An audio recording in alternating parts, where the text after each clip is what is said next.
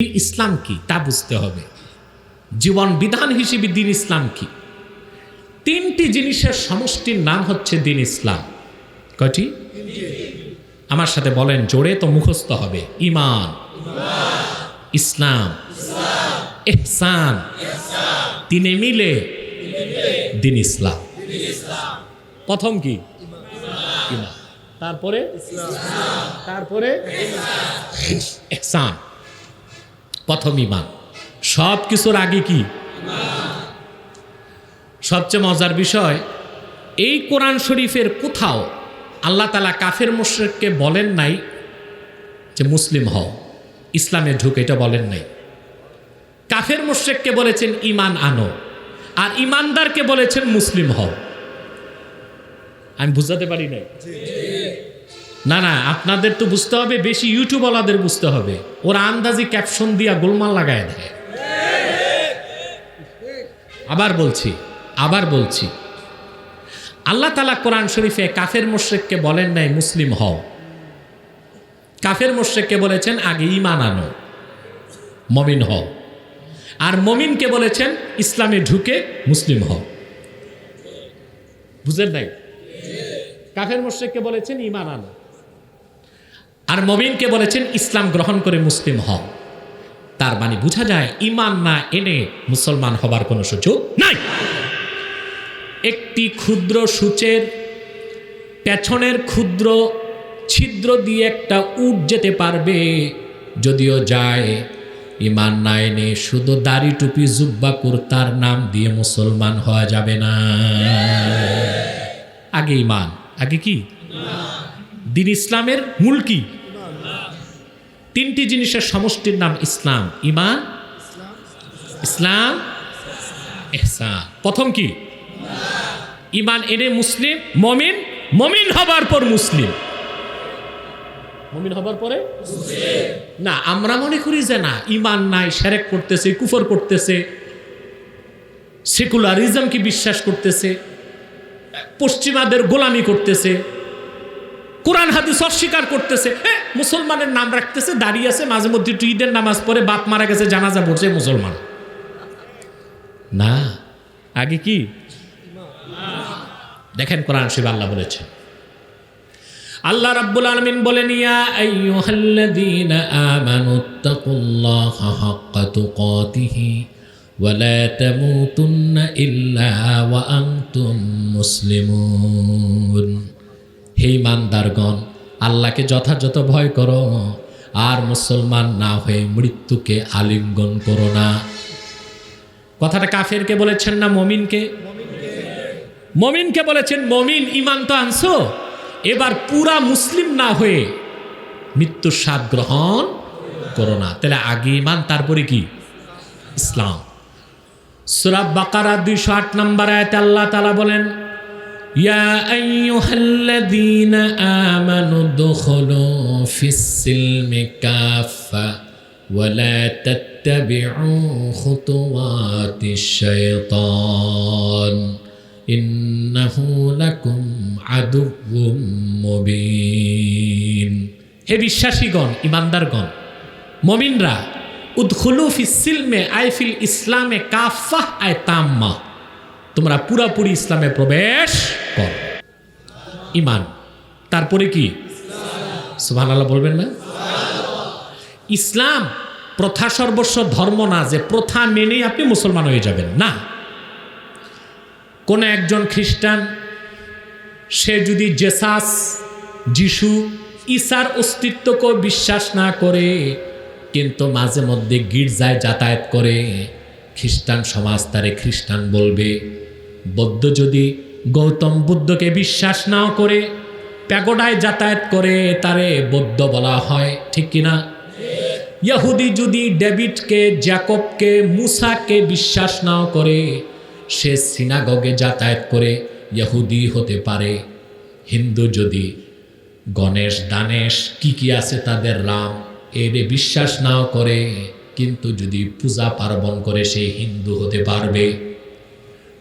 অপরদিকে কোন একজন মানুষ যদি আল্লাহর কোরআনের 6666 খানা আয়াতের একটি আয়াতের একটি শব্দের একটি অক্ষরকে বিশ্বাস না করে সে যতই মসজিদে দৌড়াক, দাঁড়িয়ে টুপি রাখুক, সে মুসলমান হতে পারবে না। এইটাই বুঝাইতে পারলাম না এই দেশের বুদ্ধিজীবীদেরকে। চেষ্টা করতেছি বুঝানো, এগুলো বুঝে না, এগুলো বুঝে না। কি যেন বলে, বেকা হয়ে গেলে আর সোজা হয় না, ওই অবস্থা। আচ্ছা যাক যাক, আপনারাই বলেন, সোজা হয় না এগুলো। আলহামদুলিল্লাহ, ওদের কাছে কোনো প্রশ্ন নাই এমন যা আমাদের কাছে জবাব নাই। আলহামদুলিল্লাহ, ঠিক কিনা? এখন তো বসতেও চায় না। আমি বলেছি হ্যাঁ, বসলেও আমাদের লাভ, না বসলে আরো লাভ, ঠিক কিনা? ফাঁকা মাঠে আর গোল দেওয়া যাবে না। বাংলাদেশে এখন কোরআনের সৈনিক বহু আছে, ফাঁকা মাঠে আর গোল দেওয়া যাবে না, ঠিক কিনা? প্রিয় সুধী, তাহলে দ্বীন ইসলাম বুঝতেছেন? হ্যাঁ, এখন আসেন, বলেছিলাম তিনটি জিনিসের সমষ্টির নাম কি? দ্বীন ইসলাম। প্রথম কি? তারপরে সুবহানাল্লাহ, বুঝে গেছেন আপনারা। এখন আসেন, ঈমান কাকে বলে? প্রশ্ন আসে না? আমি যদি এখন থেকে সারা রাত বয়ান করি, ঈমানের সংজ্ঞা শেষ করতে পারবো না। এটা কেন বললাম? এটা কোনো অহংকারের বিষয় না বা কোনো কৃতিত্ব না।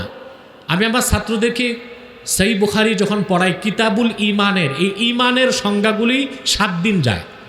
আলহামদুলিল্লাহ, কিতাবুল ঈমানের যে ভূমিকাটা চলে আমাদের দার্সে, আলহামদুলিল্লাহ, ঈমানের সংজ্ঞা কে কি দিয়েছেন 7 দিন যায় আল্লাহর রহমতে। এই জন্য বলেছি সারা রাত আমি ওয়াজ করলেও ঈমানের সংজ্ঞা দিতে পারবো না। কিন্তু এমন একজন ব্যক্তির সংজ্ঞা আমার কাছে আছে যার সংজ্ঞার পরে আর সংজ্ঞাও লাগবে না। তিনি আমার ইমাম আজম আবু হানিফা রাহমাতুল্লাহ। নাম শুনছেন? ইমাম সাহেব মানে মসজিদের ইমাম সাহেব। সুবহানাল্লাহ। ইমামুল মুজতাহিদিন, মুজতাহিদদের ইমাম। ইমামুল মুহাদ্দিসিন, মুহাদ্দিসদের ইমাম। ইমামুল ফুকাহা, ফকিহদের ইমাম। ইমামুজ জাহিদিন, আউলিয়া কেরামের ইমাম। সব ইমামত আল্লাহ তারে দান করছে। তিনি ইমানের সংজ্ঞা দিয়েছেন সবচেয়ে সুন্দর, এরপর আর সংজ্ঞা লাগবে না। ইমাম আজম আবু হানিফা রাহমাতুল্লাহ বলেন, আল ঈমানু হুয়া মুজাররাদু তাসদীকিন নবী মুহাম্মদ সাল্লাল্লাহু আলাইহি ওয়াসাল্লাম বিমা জাআ বিহি মুহাম্মাদুন সাল্লাল্লাহু আলাইহি ওয়াসাল্লাম উলিমা জারুরাতান। শুধু আল্লাহর নবী মুহাম্মদ সাল্লাল্লাহু আলাইহি সাল্লামের রিসালাতকে বিশ্বাস করার নামই হলো ঈমান। অর্থাৎ আল্লাহর নবী মুহাম্মদ সাল্লাল্লাহু আলাইহি ওয়াসাল্লাম ১৫০০ বছর আগে আল্লাহর পক্ষ থেকে যা কিছু এনেছেন, যা কিছু বলেছেন, যা কিছু করেছেন, তার সবটুকুন বিনা প্রশ্নে চোখ বন্ধ করে বিশ্বাস করার নাম হলো ঈমান। আল্লাহ রাসূল সাল্লাল্লাহু আলাইহি সাল্লাম যা কিছু এনেছেন কোরআন, যা কিছু বলেছেন হাদিস, যা কিছু করেছেন সুন্নাহ। সেই কোরআন হাদিস সুন্নাহকে বিনা প্রশ্নে চোখ বন্ধ করে প্রগাঢ়ভাবে বিশ্বাস করার নাম হলো ঈমান। আর সংজ্ঞা লাগবে? এর নাম কি? জোরে বলেন, ঈমান। এবার আসেন ইসলাম কি? সুবহানাল্লাহ। ইসলাম হচ্ছে, ইমাম রাজি তার তাফসিরে লেখেন, ওয়া আসলুহু মিনাস সিলমে হুয়াল ইনকিয়াদুজ যাহির মা শারতে ইনকিয়াদিল বাতিন। ইসলাম হচ্ছে আনুগত্য।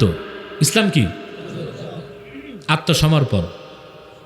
অর্থাৎ ঈমান আনার শর্তে, ঈমান না এনে না, ঈমান আনার শর্তে কোরআন হাদিসের সমস্ত বিধানকে মস্তক পেতে মেনে নেওয়া, অর্থাৎ আল্লাহর রসুলের শরীয়তকে পুরাপুরি বিশ্বাস করার নাম হলো ইসলাম। এর নাম কি? 3 নাম্বার হলো ইহসান। 3 নাম্বার কি? ইহসান হচ্ছে ইখলাস ফিল ইবাদা, অর্থাৎ সমস্ত ইবাদত হবে কার জন্যে? কার জন্যে? আমাদের ইবাদত হয় অনেক সময় রাজনৈতিক স্বার্থে। ওই যে কোথায় এক চেয়ারম্যান মসজিদ বানাই দিছে, হেরে যাওয়ার পর পুরা টিন মসজিদের চাল খুঁটি খুলে বাড়ি নিয়ে গেছে, আমারে ভোট দাও নাই, মসজিদও দিব না। আরে বদকিসমত চেয়ারম্যান, তুই দুনিয়া তো হারলি, আখেরা তো হারলি। চেয়ারম্যান ইলেকশন নিয়ে বাংলাদেশে অনেক মজার মজার ঘটনা ঘটতেছে। শুনলাম প্রায় ডজনখানিক হিজড়া নাকি এবার চেয়ারম্যান হয়েছে। কম উন্নতি আমরা করি নাই। 17,46,00,000 মানুষ, তার মধ্যে মনে হয় সারা দেশে 10,000 হিজড়াও নাই। তার মধ্যে ওনারা অনেকগুলো আসন ইতিমধ্যে গ্রহণ করছে। এখন হিজড়াদের জাতীয় সংসদে যাওয়া বাকি আছে, তাও মনে হয় হয়ে যাবে আগামী নির্বাচনের সম্ভাবনা একটা আছে, কারণ অনেক নায়িকা গায়িকারাও তো সংসদ সদস্য হয়ে যাচ্ছে। সেখানে হিজড়া যদি সংসদ সদস্য হয় তাতে মন্দই বাকি, মানবাধিকার বলে একটা কথাও তো আছে, ওরাও তো মানুষ। ঠিক আপনার কষ্ট হচ্ছে? কষ্ট তো হবে, সওয়াব হবে, এটা বলেন। কষ্ট হচ্ছে না বলেন কেন? সম্মানিত শুধু তো ইবাদত হবে কার জন্যে? এটা ইহসান। এটা কি? এখন আমার এই বক্তব্যটা আমার মন মস্তিষ্ক প্রসূত নয়, এটার পক্ষে একটা হাদিস শোনাচ্ছি আপনাদের। হাদিসটি এসেছে সহিহ বুখারীতে, হাদিসটি এসেছে সহিহ মুসলিমে, মিশকাতে এবং রিয়াদুস সালেহিনে। হাদিসটির প্রসিদ্ধ নাম হাদিসে জিবরিল। একদিন হযরত জিবরিল মানুষের সুরত ধারণ করে আল্লাহ রসুলের কাছে আসলেন। সুবহানাল্লাহ। জিবরিলের আসল সুরত আল্লাহ রসুল ছাড়া কেউ দেখেন নাই। আল্লাহ রসুল বলেছেন আমি তাকে তার আসল সুরতে দেখেছি। 600 পাখা, একবার ঝাপটা দিলে আকাশে যায়, আরেক ঝাপটায় দুনিয়া আসে। পাখা যখন নারে জিবরিল, ইয়াখরুজু মিনহুল লুলু ওয়াল মারজান, তার পাখা থেকে মণিমুক্তা বের হইতে থাকে। হযরত জিবরিল তিনি একদিন মানুষের সুরত ধারণ করে আল্লাহ রসুলের কাছে আসলেন। মুসলিমে এসেছে জিবরিল এসে ফাআসনাদা রুকবাতাইহি ইলা রুকবাতাইহি ওয়া ওয়াদাআ কাফাইহি আলা ফাখিজাইহি।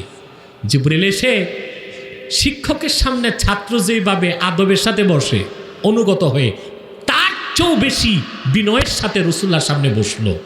আর জিবরিল তার 2 হাঁটু আল্লাহ রসুলের 2 নূরের হাঁটুতে লাগাই দিল। আর জিবরিল তার 2 হাত রসুল্লাহর 2 রান মোবারকের উপর রাখলো, এবং জিবরিল তার মাথাটা রসুল্লাহ নূরের সিনা মোবারকের দিকে নত করে দিল। সুবহান। কেন? ইমাম নববী এবং কাজী আয়াজ ব্যাখ্যা করেছেন, জিবরিল এসেছিলেন আল্লাহর রসুলকে প্রশ্ন করে, উত্তর শুনিয়ে সাহাবায়ে কেরামকে দিন শিখাতে। দিন শিখাবার আগে জিবরিল সাহাবায়ে কেরামকে আজমতে রসুল নূর নবীর তাজিম শিখিয়েছেন। জিবরিল এটাই বুঝিয়েছেন, আল্লাহর হাবিবের তাজিম যার অন্তরে আসবে না, ঈমান কোনোদিন সেই অন্তরে জায়গা নিবে না।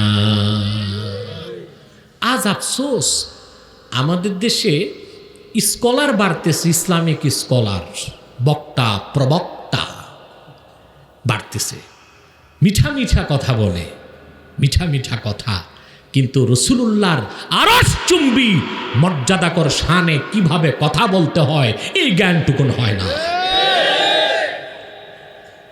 কেমনে হবে? কেমনে? এই তো 3 বছরের হাইব্রিড বক্তা, মাদ্রাসায় পড়ে নাই কি বক্তা? সব কি হাইব্রিডই হয়? লাউ, কদু, কুমড়া, শসা এগুলো হাইব্রিড চলে। আলেম, মুফতি, ডাক্তার যদি হাইব্রিড হয় তো রুগী বাঁচবে? কথা বলে। যোগ্য আলেম আর যোগ্য মুফতি হতে মাদ্রাসায় পড়তেই হবে। আলেম তৈরির কারখানা হচ্ছে মাদ্রাসা, ওখানে যেতেই হবে। বাংলাতে কিছু বইপত্র পড়ে আর বিভিন্ন বিদেশি সাইট ঘেটে স্কলার হওয়া যায় না, স্টুপিড হওয়া যায়। আপনি কোরআন শরীফ বাংলা দেখে বুঝে ফেলবেন, এত সহজ। আমি একটা উদাহরণ দিচ্ছি আপনাকে। কোরআন শরীফের সব শব্দের শাব্দিক অর্থ করা যায় না, বিশেষ করে অনুবাদ করতে গেলে আল্লাহ তার রসুলের শানের খেলাফ হয় এমন কোনো অনুবাদ নেওয়া যাবে না। যেমন আল্লাহ কোরআনে বলেছেন ওয়ামাকারু ওয়ামাকার আল্লাহ, মাকরুন শব্দ ব্যবহার করছেন তিনি বান্দার ক্ষেত্র, নিজের ক্ষেত্র, অর্থ হবে দুইটা এক শব্দের। কাফেরদের ক্ষেত্র হবে কাফেররা ষড়যন্ত্র করে, আল্লাহ ষড়যন্ত্রের জবাবে কৌশল করেন। আল্লাহ ষড়যন্ত্র করেন, চক্রান্ত করেন, এই অর্থগুলি ঈমান নষ্ট হয়ে যাবে। করা যাবে? সেজন্য বলি ভাইয়েরা, প্রথম দিন শিখার সঙ্গে সঙ্গে কিংবা আগেই আপনাকে দিন যদি শিখতে চান, আপনাকে তাজিমে রসুল শিখতে হবে, ঠিক কিনা বলেন? জিবরিল আল্লাহর হাবিবকে প্রথম প্রশ্ন করলেন আখবিরনি আনিল ঈমান, ইয়া রাসূলুল্লাহ ঈমান কাকে বলে আমাকে শিক্ষা দিন। আল্লাহর হাবিব জবাব দিলেন। দ্বিতীয় প্রশ্ন করলেন আখবিরনি আনিল ইসলাম, ইসলাম কি আমাকে বলুন, রাসূলুল্লাহ জবাব দিলেন। তৃতীয় প্রশ্ন করলেন ওয়ামাল ইহসান, ইহসান কি, আল্লাহর হাবিব জবাব দিলেন। জিবরিল যখন চলে গেলেন, আল্লাহর হাবিব সাহাবায়ে কেরামকে বললেন রুদ্দুহু, যে বের হয়েছে তারে ডেকে আনো। সাহাবায়ে কেরাম বের হয়ে দেখেন ফালাম ইয়ারাও শাইআ, কাউকে দেখা যায় না। সাহাবায়ে কেরাম আশ্চর্য হয়ে গেলেন, মাত্র বের হয়েছে, মরুভূমির মধ্যে কোথায় যাবে মানুষ, গেল কই? যে লোকটা প্রশ্ন করলে এত সুন্দর মানুষ জীবনে দেখি নাই, এ লোকটা গেল কোথায়, তাকে দেখা যাচ্ছে না কেন? আল্লাহর হাবিব বললেন চিন্তা করো না, এটা মানুষ ছিল না, হাজা জিবরিল আতাকুম ইউআল্লিমুকুম দীনাকুম, লোকটি জিবরিল ছিল, আমার কাছে এসে ছাত্রের মতো প্রশ্ন করে উত্তর নিয়েছে তোমাদেরকে দিন শেখাবার জন্য। এই হাদিসের ব্যাখ্যায় আল্লামা বদরুদ্দিন উমদাতুল কারিতে লেখেন, সেজন্য ঈমান, ইসলাম, ইহসান তিনে মিলে দিন ইসলাম। আমরা ঈমানের সংজ্ঞা শুনেছি, ইসলামের সংজ্ঞা শুনেছি, 3 নম্বর কি? ইহসান। ইহসান কি? জিবরিল জিজ্ঞেস করেছেন হুজুর ইহসান কি? আল্লাহর হাবিব জবাব দিয়েছেন আনতা আবুদাল্লাহ কান্নাকা তারাহু ফাইন লাম তাকুন তারাহু ফাইন্নাহু ইয়ারাক, তুমি আল্লাহর ইবাদত করবে এভাবে যেন তুমি দেখতে পাচ্ছ। যে আল্লাহকে দেখতে না পারো, এই মালাকা হাসিল না হয় তো মনে রাখবা আল্লাহ তোমাকে দেখতেছেন। এটা ইহসান। এটা কি? এবার আসেন, বুঝেন কথা ভালো করে। বেহেশত চান? কথা বলে না। দিন ইসলাম মেনে না না মেনে? দিন ইসলাম কয়টা জিনিস? জোরে বলেন। ঈমান, ইসলাম, ইহসান। আপনি যখন পুরা ঈমান আনবেন আপনি মুমিন। নামাজ রোজা যদি শয়তানের ওয়াসওয়াসায় নাও করতে পারেন, ইসলামের বিধান যদি নাও মানেন, মৃত্যুর পরে আপনি জাহান্নামে যাবেন, শাস্তি পাওয়ার পর কোনো একদিন আপনি জান্নাতে যাবেন। ঈমান এনে মুমিন হয়ে আপনি যদি শরীয়তকে মেনে মুসলিম হয়ে যান, তাহলে অবশ্যই আপনি মৃত্যুর পরে হাসর ময়দানে আল্লাহর কাছে হিসাব কিতাব দিয়ে একটু কষ্ট হবে হিসাব দিতে, তারপর জান্নাত পাবেন। আর আপনি যদি মুমিন হয়ে মুসলিম হয়ে ইহসানের দরজা হাসিল করে মুহসিন হয়ে যান, তার পুরস্কার কি? বিনা হিসাবে বিনা আযাবে প্রথম চান্সে চোখ বন্ধ করে জান্নাতে যাবে। এখন আপনার সিদ্ধান্ত আপনি নেবেন, আপনি কি শুধু মুমিন হবেন, না পরিপূর্ণ মুসলিম হবেন, না মুহসিন হবেন? কোনটা হবেন? মুহসিন। আগে মুমিন, তারপরে মুসলিম, তারপরে মুহসিন। আমি কি বুঝাই, কারে ওয়াজ করি? কবরস্থানে আছেন না মাদ্রাসায়? বুঝেন নাই কথা? আগে হবেন কি? মুমিন, তারপরে হবেন মুসলিম, তারপরে হবেন মুহসিন। অর্থাৎ ঈমান এনে সমস্ত ইবাদতকে গ্রহণ করে নেবেন, আর ইবাদতকে খালেস করবেন কার জন্যে? আপনি মুহসিন। আপনি কি? আপনি চোখ বন্ধ করার সাথে সাথে জান্নাত পাবেন। মুমিন হবার পরে আপনি পুরা যদি মুসলিম না হন, ঈমান পুরা থাকে, শিরক কুফর না থাকে, কোনো একদিন জান্নাতে যাবেন, তবে আযাবের পরে।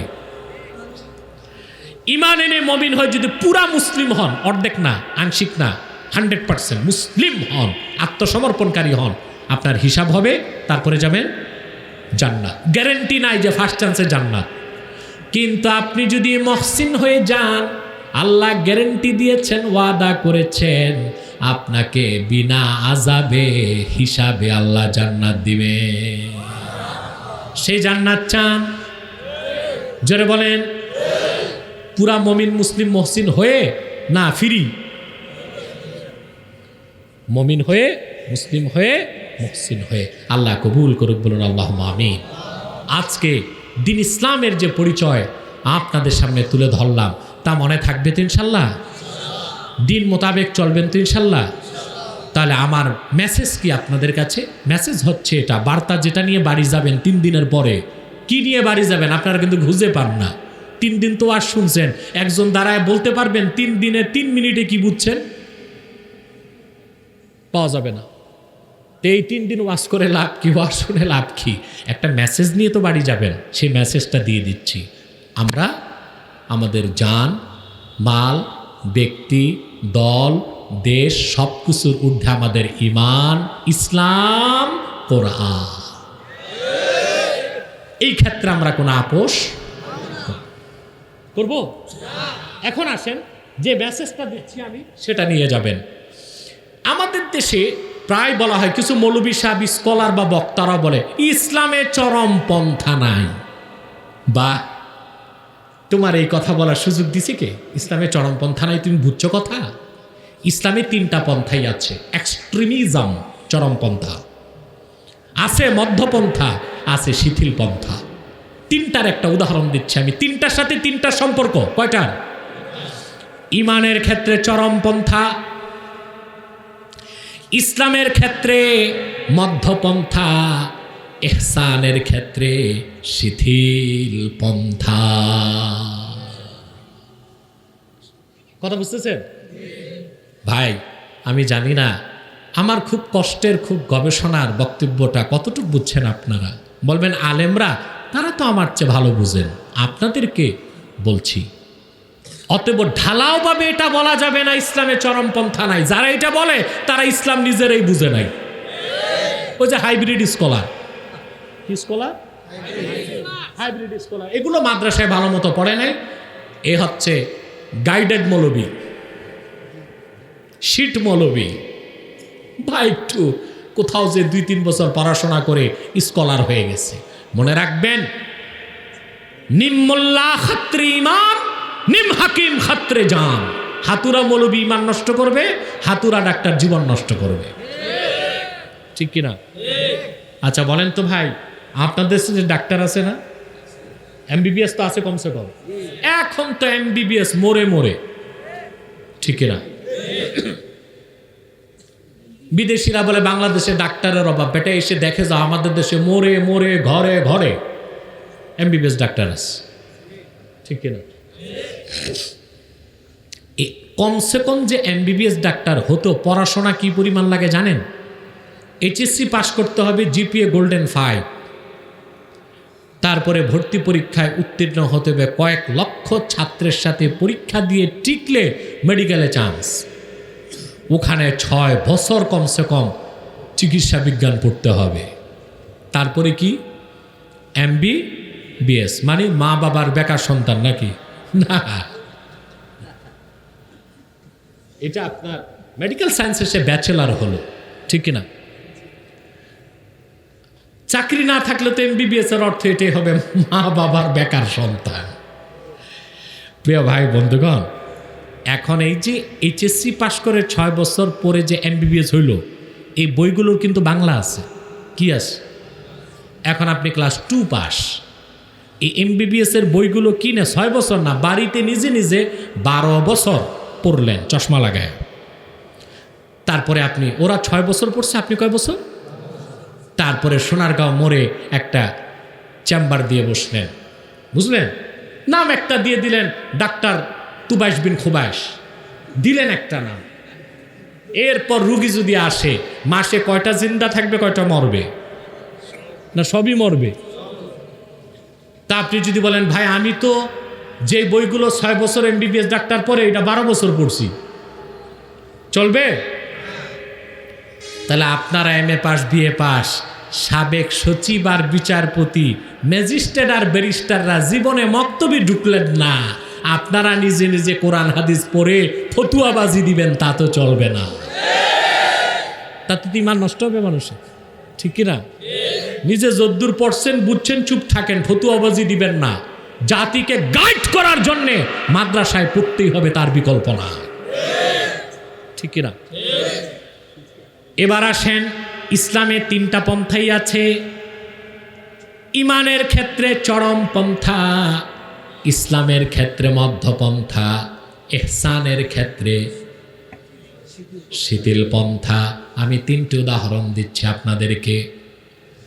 মদিনাতুল মুনাওয়ারাতে 1500 বছর আগে ইহুদিদের একটা প্রতিষ্ঠান ছিল মাদ্রাসার মতো, সেটার নাম ছিল বাইতুল মিদ্রাস। কি নাম? আবু বকর রাদিয়াল্লাহু তাআলা আনহু একদিন সেখানে ঢুকলেন, দেখলেন ইহুদিরা বসে তাদের তাওরাত কিতাব পড়তেছে, তাওরাত। আর ওখানে বসা ছিল ইহুদিদের সবচেয়ে বড় আলেম ফিনহাস। কি না? ফিনহাসকে আবু বকর সিদ্দিক ইসলামের দাওয়াত দিলেন রাদিয়াল্লাহু তাআলা। বলেন ইয়া ফিনহাস ইত্তাকিল্লাহ ওয়া আসলিম, তুমি আল্লাহকে ভয় করো আর মুসলমান হও। কারণ তোমরা ইহুদিরা ভালো করে জানো মুহাম্মদ সাল্লাল্লাহু আলাইহি সাল্লাম আল্লাহর রসুল, এটা তাওরাতে আছে, অথবা মুসলমান হয়ে যাও। ফিনহাস বলল যে হ্যাঁ আমি মুসলমান তো হতাম, একটা কারণে হইতে পারতেছি না। কয়টা কারণে?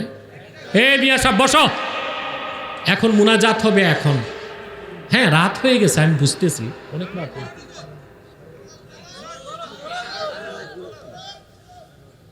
11:30, অনেক রাত, তারপর আমি বিষয়টা শেষ করছি।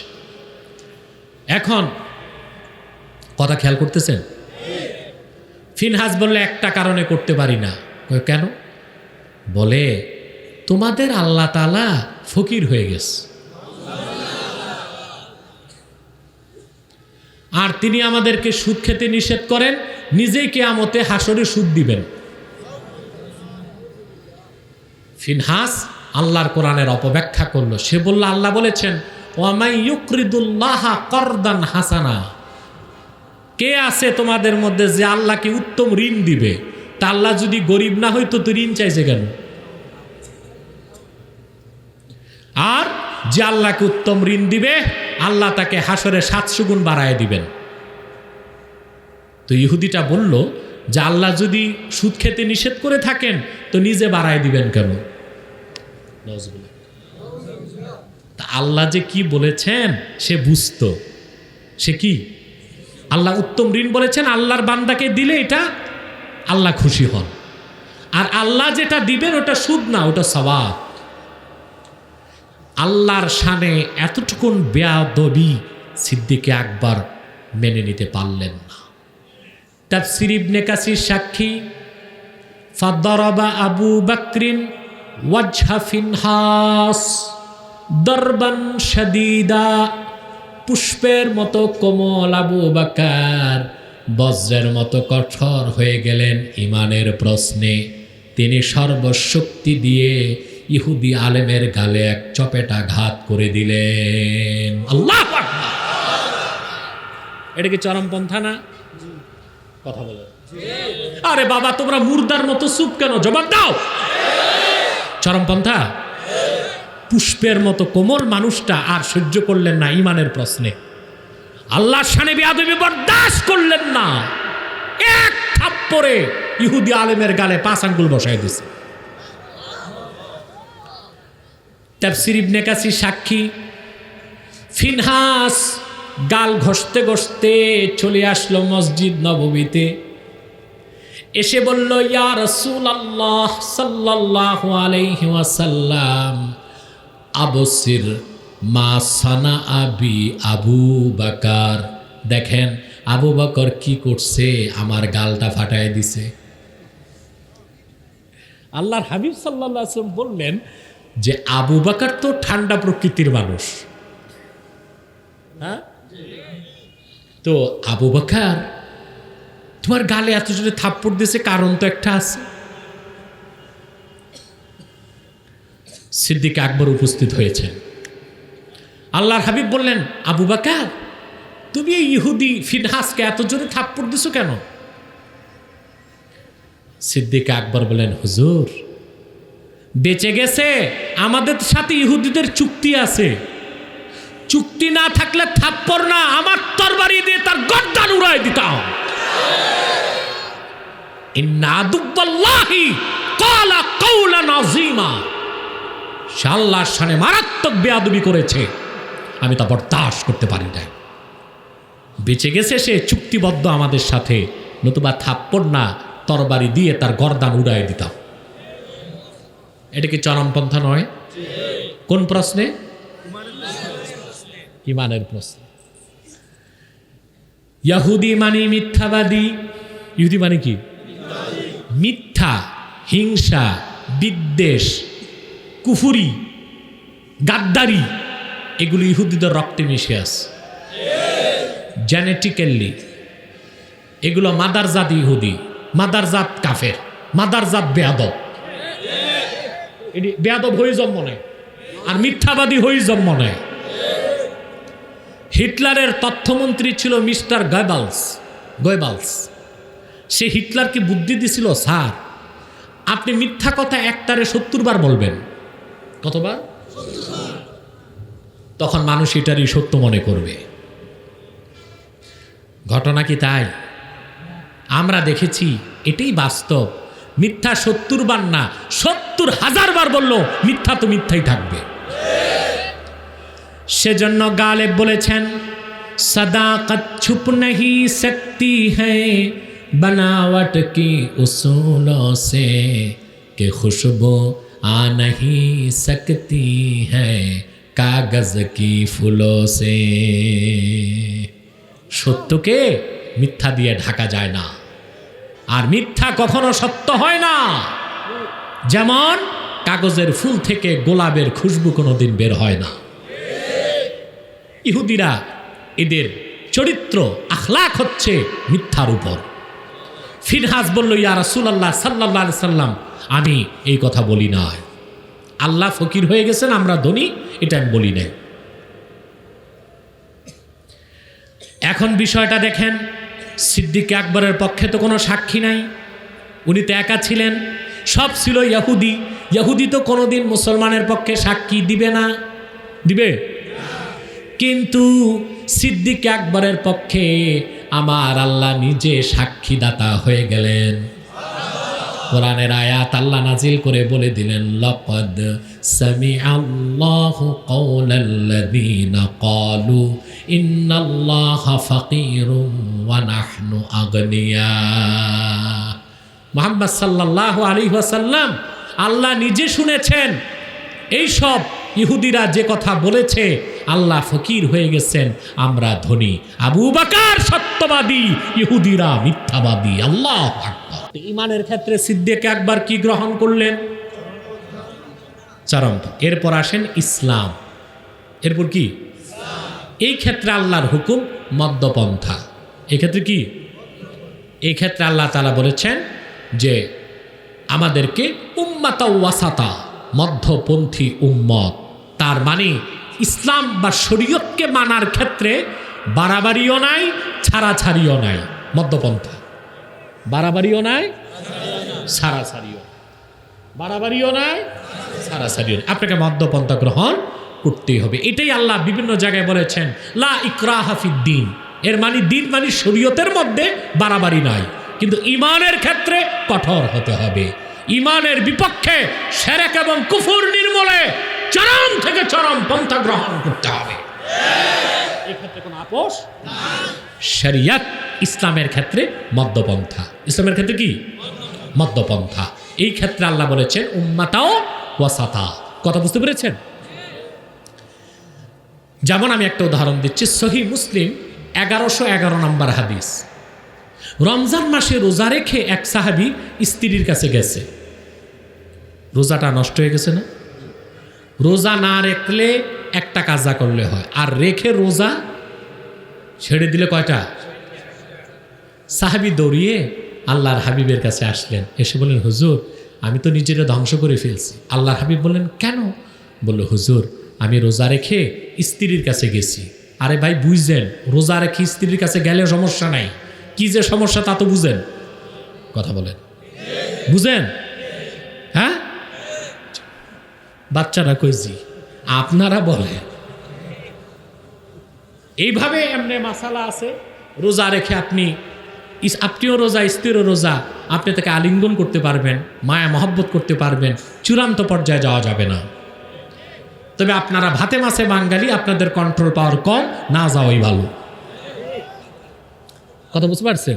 কিন্তু গেলে কোনো সমস্যা নাই, হাত্তা লাম ইউনজিল, যদি বীর্যপাত না ঘটে। মাসালা তো এই জন্য বললাম আর কি, নতুবা আপনারা রোজার দিন বউ দেখলে দৌড়াবেন ভয়তে, কাছে যাওয়া যাবে না। কাছে যাওয়া যাবে, কিন্তু কোন কাছে যাওয়া যাবে না তা তো বুঝছেন। আল্লাহর হাবিব বলেন, সমস্যা নাই, তুমি গোলাম আজাদ করে দাও। সাহাবী বলেন, হুজুর আমি তো গরিব মানুষ, আমার তো কোনো গোলাম নাই। আল্লাহর হাবিব বললেন, হাল তাস্তাতি ও আনতাসুমা শাহরাইনে মুতাতাবিআইন, একটা রোজা ভঙ্গ করেছ, সেজন্য তুমি কি নিরবিচ্ছিন্নভাবে 60 দিন রোজা রাখতে পারবে? সাহাবী বললেন, হুজুর এটাও পারবো না। আল্লাহর হাবিব বললেন, হাল তাস্তাতি ও আনতাসুমা সিত্তিনা মিসকিনা আনতুতইমা সিত্তিনা মিসকিনা, তাহলে তুমি কি 60 জন ফকির খাওয়াতে পারবে? সাহাবী বললেন, হুজুর আমি গরিব, এটাও পারবো না। সহিহ মুসলিমের হাদিস, আমি অনেক আগে মোতালা করেছি, আমি যতটুকু মনে পড়ে আরবের ছাপ 1111 নম্বর হাদিস। বুঝলেন? মতনটা বললাম, বের করে দেখে নিবেন হাদিস শরীফ। এমন সময় রসুল করিম সাল্লাল্লাহু আলাইহি ওয়াসাল্লামের কদমের সামনে খেজুর হাদিয়া আসলো। আল্লাহর হাবিব বলেন, সাহাবী যাও, এই খেজুরগুলো তোমাকে দিয়ে দিলাম, বাড়ি নিয়ে যাও, তোমার চেয়ে গরিব যারা তাদেরকে দান করো। সাহাবী বললেন, ইয়া রাসূলুল্লাহ, ইয়া হাবিবাল্লাহ, সারাটি মদিনাতুল মুনাওয়ারায়, সমগ্র মদিনাতুল মুনাওয়ারায় আপনার সাহাবীগণের মধ্যে আমার চেয়ে গরিব আর কেউ নাই। আল্লাহর হাবিব বললেন, তাহলে খেজুরগুলো তুমি নিয়ে যাও, পরিবার পরিজন নিয়ে গ্রহণ করে না। এর নাম শরিয়তে ইসলাম। বাড়াবাড়ি নাই, কি নাই? সুবহানাল্লাহ বলবেন না? তাহলে ইমানের প্রশ্নে চরমপন্থা, ইসলামের ক্ষেত্রে ইহসান হচ্ছে তরিকাত, তাসাউফ, পীরি মুরিদি, সুফি দরবেশের কাজ।